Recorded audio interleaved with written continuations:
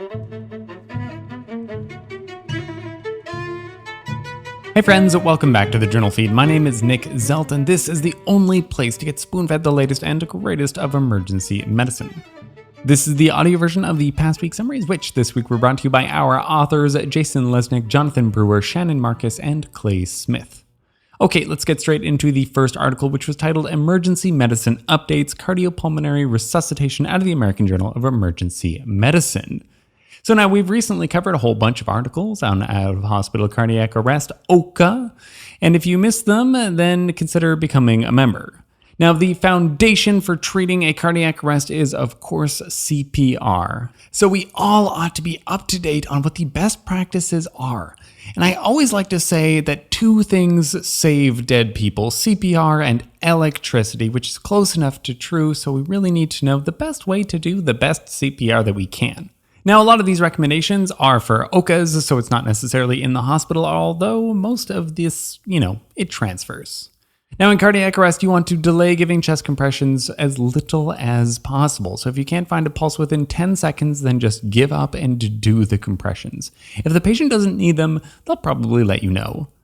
Then you want to optimize those compressions. You want to do them as perfectly as possible. You want kind of central, lower sternum, and use your body weight. Compressions should be 5 to 6 centimeters in depth, allowing for full recoil between compressions. This article offers the suggestion that you might want to just raise your hands slightly off the chest for each compression, and that will ensure that indeed you have full recoil. You want to target a rate of 100 to 120 beats per minute. None of this is new, and neither is the compression fraction, and that's to say that you want to be doing chest compressions for at least 80% of the time, which, if you think about it, is not even that high of a target. If you only take 10 seconds per rhythm check and do that every 2 minutes, and otherwise you're compressing, then that's still 92%, meaning to fall below that, you would need to more than double your rhythm checks. All of this CPR, by the way, should be going on a rigid surface, so try to put in a backboard if they're on a stretcher, and don't try to move them to the floor from a stretcher, though, even if you don't have that backboard. The backboard itself only really helps with about 2 millimeters of compression depth, so it's not making a huge difference, but if you have one, you should put it in. And then switch compressors every 2 minutes, not like in that TV show The Pit, where that guy was going on for 20 minutes or something like that, but they were just letting him prove a point, so I guess we'll give Whitaker a break. Now, this is just a tiny mention that the authors did, but they did comment that you could wear gloves and continue to do compressions during a shock if you're comfortable with that. The authors recommend compression-only CPR for the layman. Or if you're a solo rescuer, then this is also an option. There's actually better outcomes, particularly for laymen, if they do compression-only CPR. And this is probably because at least they're doing that much. And in the first few minutes of arrest, compressions are more important than giving a few breaths. This benefit to doing compression-only CPR is not seen if it is a trained professional. So we should still be giving breaths during CPR. However, CPR is of course very tiring, and then you have those mechanical compression devices. However, these have not been shown to improve outcomes, which is a great case for kind of non-inferiority. So while they're not better, they're certainly a lot less work. They really free up the hands of people during an arrest, and it takes quite a few people lined up to switch every 2 minutes and not be too fatigued to give good CPR. So I'm still a big fan of these compression devices. Now, they mentioned the Lucas and the Autopulse. I personally have not had any exposure to the Autopulse before, and I hadn't even seen it. So when I looked it up, I thought it was interesting. Now, the Lucas, which I'm familiar with, just goes in front of the chest. You've got a piston, and it goes up and down, just like you would do normal chest compressions. This makes sense. The Autopulse took a very different approach to this. You kind of strap this cushion-looking thing across the chest, and then it tightens on either side and seems to compress the whole chest is what it looks like. But I guess it works. I don't like this as much as the Lucas because it looks like it gets in the way a lot more than Lucas would. With a Lucas, if you're trying to do a POCUS or something like that, I think you have a lot more room to kind of set up and work around this piston. You could even get an apical view, whereas with the Autopulse, I don't think you'd be able to manage that. Another thing that they kind of recommended was inspiratory impedance threshold devices. Now, these allow decompression to create some negative pressure when you're doing CPR. This could improve venous return and prevent you from kind of exhale while they're doing chest compressions. It's a bit of a funky device that you would put on the airway, but it seems kind of interesting and it might improve some outcomes, at least when linked with CPR devices. So it's an interesting thing, perhaps for the future. I've never seen this used, I think. It looks kind of like a PEEP valve, but it's apparently a little bit different. Now, one thing that I thought was interesting was that there's been a lot of show from Zoll and other companies, and also if you are in the PALS guidelines and the ACLS guidelines, they really talk about CPR coaches and feedback devices. These have not been shown to actually improve patient outcomes yet. It would make sense that they would because you just do better CPR, and that has been shown. You do better CPR, but it isn't improving patient outcomes. This is kind of surprising, but if it's really out of the way for you to implement, then it's going to have to show itself to be beneficial. So improved guideline compliance with chest compressions, but no difference in survival or ROSC.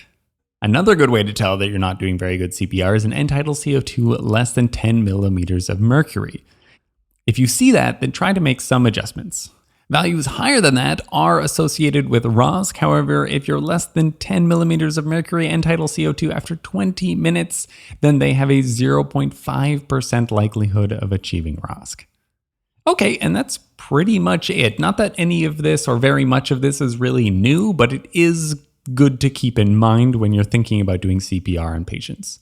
Honestly, the most surprising thing to me are that the feedback devices are not improving outcomes. However, if these automated machines aren't going to give you better outcomes, and obviously those are going to give pretty good CPR, perfect CPR, besides the fact that you still need to pick the location, then why would monitored devices do any better? In a spoonful, hopefully something in here helps with your next case of CPR. Okay, and then we skip to the fourth article, titled Association Between Initial Left Ventricular Systolic Dysfunction and Clinical Outcomes in Sepsis, a Multi-Center Cohort Study, out of the Journal of Critical Care Medicine. Okay, so the problem with sepsis is multi-organ failure. That includes cardiac dysfunction, which can last from days to weeks. POCUS is a pretty easy test to do, and you can check out the heart, especially you're going to want to do this in any hypotensive patient. So what's the prognostic value of finding dysfunction? The study was not done with POCUS, but I think that if you're just trying to get a gross LVEF sort of assessment, that can be done with POCUS too. And the authors wanted to know that what would the prognostic potential be for just checking out the left ventricular ejection fraction, the LVEF, in patients who have septic shock. And these authors made it even easier. They classified patients as having a normal EF over 50, a moderate dysfunction 30 to 50%, or severe dysfunction less than 30%. They used multiple propensity matching models to try to address any confounding factors that they could find. And what they found was a significant increase in mortality in patients who had LV dysfunction. For normal patients, you had a 25% mortality, for moderate 29%, and for severe dysfunction, a 40% mortality. What was very interesting was that this trend was not significant in patients who had pre-existing cardiovascular disease.